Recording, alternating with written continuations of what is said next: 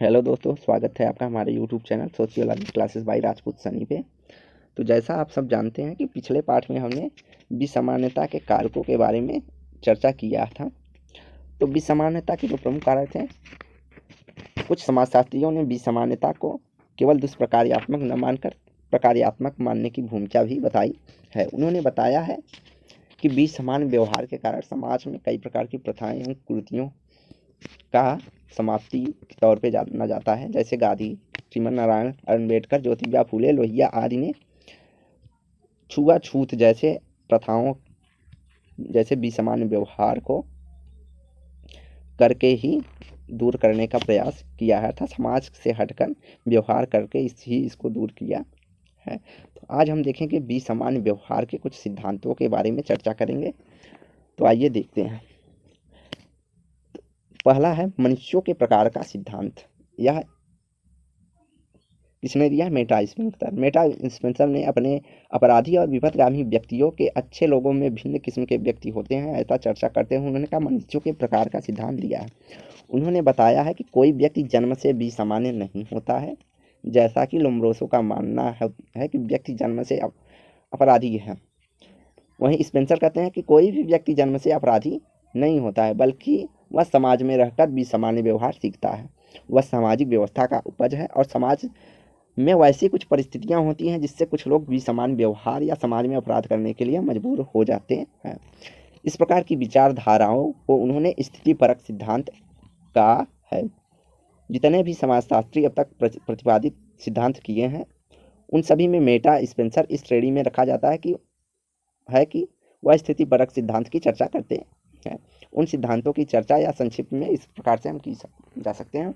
तो मनुष्यों के प्रकार के सिद्धांत में पहला सिद्धांत है जैविक सिद्धांत। तो जैविक सिद्धांत के अंतर्गत फ्रांसीसी मानवशास्त्री पाल ब्रोका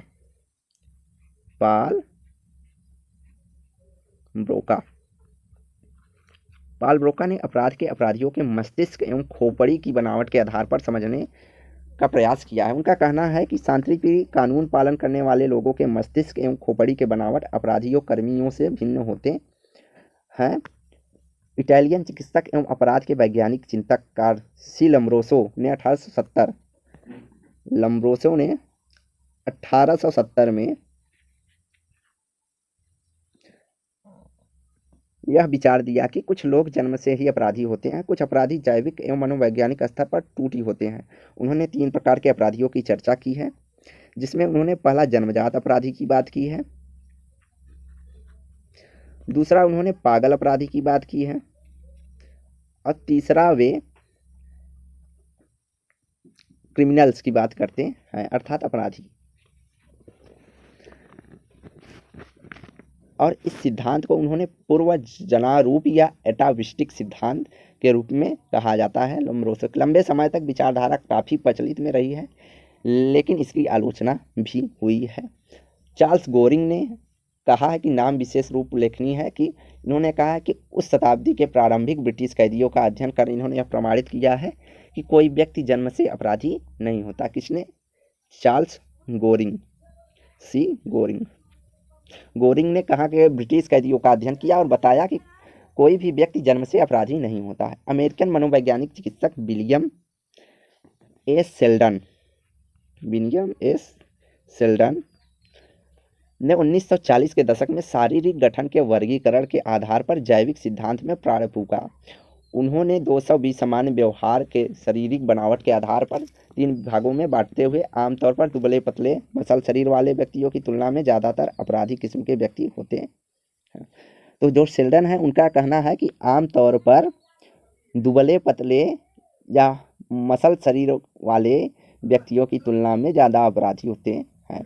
तो जो सेल्डन कहते हैं, उन्होंने कहा कि जो दुबले पतले व्यक्ति होते हैं वे ज़्यादा अपराधी होते हैं, अर्थात मोटे व्यक्तियों की तुलना में वे ज़्यादा अपराधी होते हैं।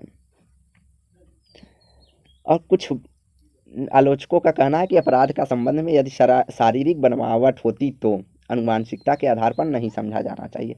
हाल ही के वर्षों में अपराध की उत्पत्तिमूलक कारकों को जोड़ने का प्रयास किया गया है। इसके समर्थन में जिन व्यक्तियों के अंतर्गत वाई या वाई समर्थों का समर्थन है, जिनका गुणसूत्र का समर्थन अधिक होता है, अर्थात एक्स वाई वाई, अर्थात 3 प्रकार के गुणसूत्र पाए जाते हैं। वैसे जनरली माना गया है कि एक्स वाई व्यक्तियों में पाया जाता है, लेकिन यहाँ इन्होंने इनका कहना है कि जिन व्यक्तियों में एक एक्स्ट्रा वाई पाया जाता है वे आमतौर पर ज़्यादा अपराधी किस्म के होते हैं। लेकिन बाद में इस विचारधारा की काफ़ी आलोचना हुई है। संभव है कि जैविक कारक कुछ खास प्रकार के अपराधों से जुड़े हैं, लेकिन आपराधिक प्रवृत्ति का मात्र जैविक कारण हो सकता है, यह जरूरी नहीं है। अगला है मनोवैज्ञानिक सिद्धांत। मनोवैज्ञानिक सिद्धांत भी समान व्यवहारों के व्यक्ति प्रकारों के प्रयास जोड़ने का प्रयास किया गया है।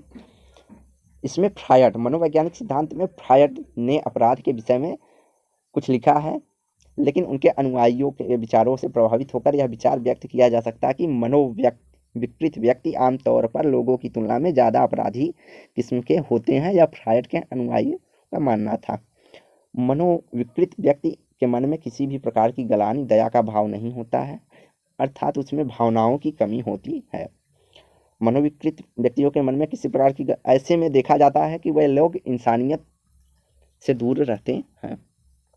फ्रायड के विचार से प्रभावित होकर जॉन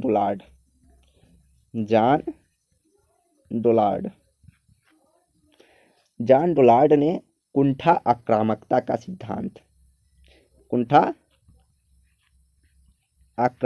सिद्धांत दिया है। उन्होंने कहा कि जब व्यक्ति अपने उम्मीद या योजनाओं के अनुसार सफल नहीं हो पाता है तो व्यक्ति निराशा की स्थिति में आक्रामक रुख अपना लेता है। अर्थात डोलार्ड का मानना है कि जब व्यक्ति कोई कार्य करने में उसको सफलता नहीं प्राप्त होती है तो अधिक कुंठित हो जाता है और वह विसामान्य अर्थात आक्रामक व्यवहार करने लगता है।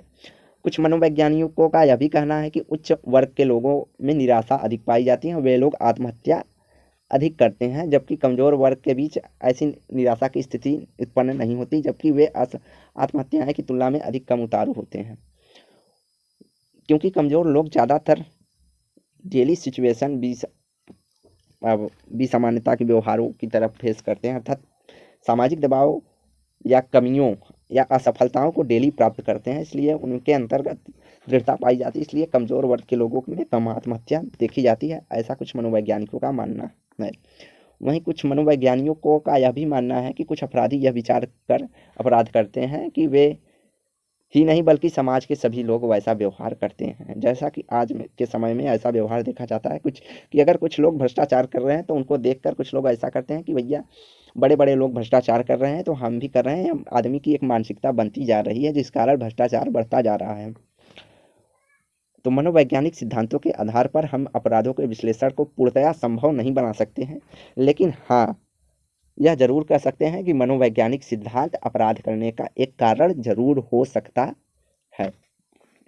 अगला, ये तो मनुष्यों के प्रकार के सिद्धांत के अंतर्गत जैविक कारक और मनोवैज्ञानिक कारकों की चर्चा की गई है, लेकिन अब हम देखते हैं स्थिति परक या समाजशास्त्री सिद्धांत के अंतर्गत किन सिद्धांतों की चर्चा की गई है।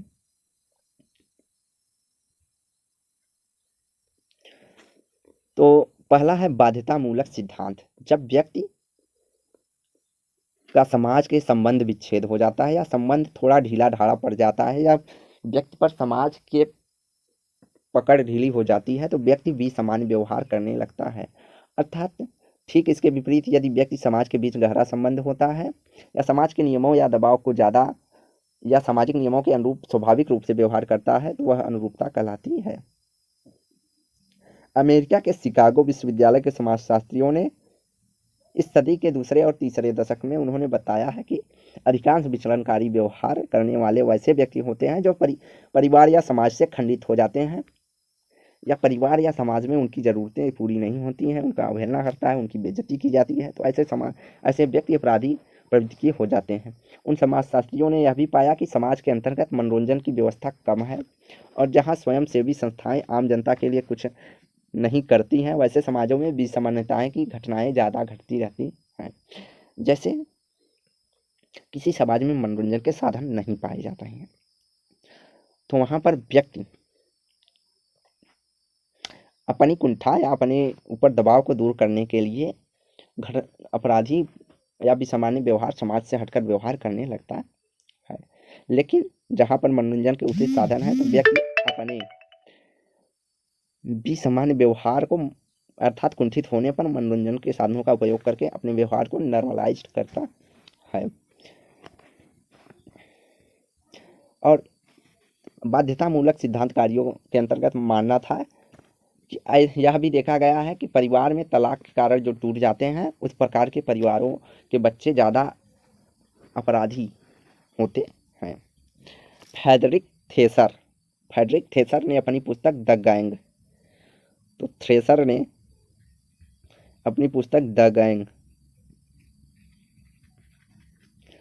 गैंग में बताया कि जिन समाजशास्त्रियों के अंतर्गत सामाजिकरण के अभिकरण जैसे परिवार, विद्यालय एवं धार्मिक संस्थाएं आदि ठीक से काम नहीं करती, वहाँ पर अपराध अधिक होती है। और उनका अध्ययन यह भी बताता है कि जब व्यक्ति समाज के बीच बंधन कमजोर पड़ जाता है तो व्यक्ति अपराधी होने की संभावना अधिक बढ़ जाती है। वहीं दुर्खीम का अहमवादी आत्महत्या का सिद्धांत इस विचारधारा की पुष्टि करता है कि जब समाज का व्यक्ति के ऊपर प्रभाव कम हो जाता है या बहुत अधिक हो जाता है तब व्यक्ति आत्महत्या जैसे घटनाओं को जन्म देता है। दबाव का सिद्धांत से यह स्पष्ट है कि उद्योगीकरण एवं नगरीकरण के बढ़ने के कारण आपराधिक घटनाएं अधिक बढ़ रही हैं, क्योंकि व्यक्ति अपनी जरूरी आवश्यकताओं की पूर्ति करने के लिए धीरे धीरे परंपरागत एवं सामाजिक नियमों से टूटने लगता है, जिस कारण अपराध बढ़ता जा रहा है। अगला है स्थितिपरक जैसे कुंठामूलक सिद्धांत जो कि मनोवैज्ञानिक सिद्धांत में भी था। इस सिद्धांत के अंतर्गत मुख्य मान्यता यह है कि जब सामाजिक अनुरूपता के बावजूद किसी व्यक्ति या समूह के उम्मीदों पर पानी फिर जाता है तो वह अपने उद्देश्यों के प्राप्ति के लिए सामाजिक नियमों एवं मान्यताओं का उल्लंघन करने के लिए प्रेरित हो जाता है।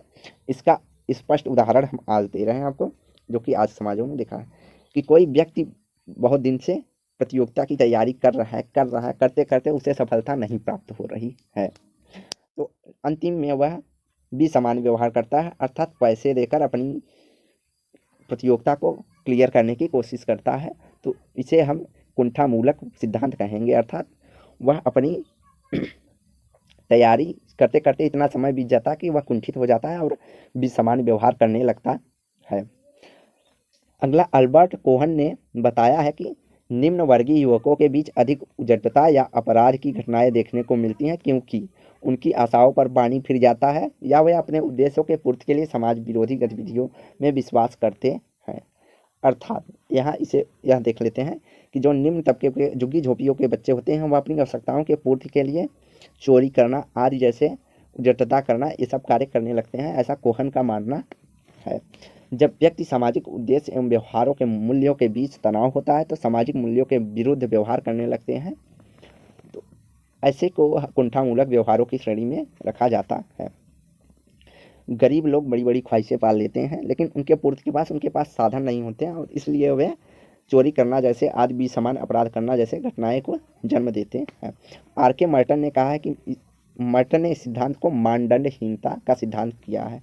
उन्होंने कहा कि अगर अपने साधन या लक्ष्य की प्राप्ति के लिए व्यक्ति जो साध्य है या लक्ष्य है उसकी प्राप्ति के लिए साधन जो समाज के द्वारा साधन बनाए गए हैं उसको पालन न करके उससे अलग हटकर कार्य करता है, अर्थात उचित साधन का प्रयोग न करके किसी भी प्रकार के साधन का प्रयोग करता है, तो वह मानदंडहीनता के सिद्धांत के अंतर्गत शामिल होगा या कुंठा के सिद्धांत के अंतर्गत शामिल कहा जाएगा, ऐसा मर्टन का मानना था। मर्टन ने इसे एनोमी की संज्ञा दी है। तो आज की वीडियो यहीं समाप्त करते हैं। वीडियो को लाइक एंड शेयर करें, चैनल को सब्सक्राइब करें। धन्यवाद। थोड़ा गले का प्रॉब्लम है।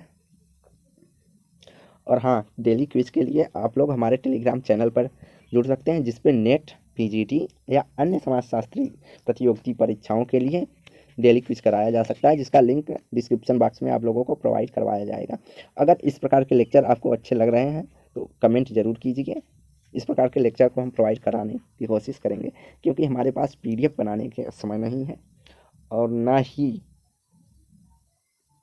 हमारे पास सुविधाएं या साधन हैं। धन्यवाद।